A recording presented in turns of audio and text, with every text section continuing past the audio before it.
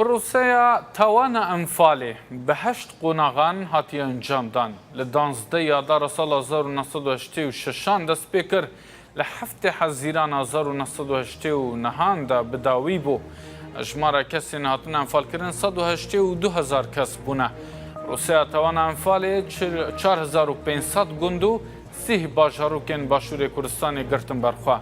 Gorên bi komiyên herî zêdeyên enfalkiriyan li her du parêzgehên Musa Newembar ya Iraqê ne. 14 Nîsana her sal roja bîranîna enfalan hatiye destnîşankirin weke îro. Sala 2004 goreke bi komî li sinûrê Helebce hate vekirin sih rofa têde bûn. 2005 goreke dina bi komî li biyabanên Buseyê hate dîtin 513 rofa têde bûn. 2008 goreke bi komî li sinûrê parêzgeha Musil hate dîtin 256 rofa têde bûn.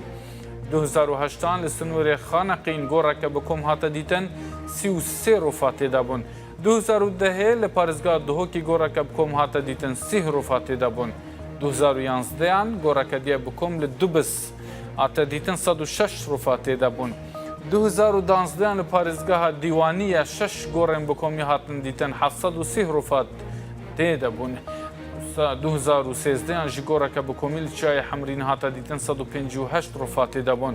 2014 li sinûrê parêzgeha Duhokê goreke dina bi komî hate dîtin wê derê jî 14 rofa têde bûn. 2019 jî ku di çend rojên derbasbûyî li parêzgeha Musa goreke bi komî hate dîtin 200 rofa têde bûn.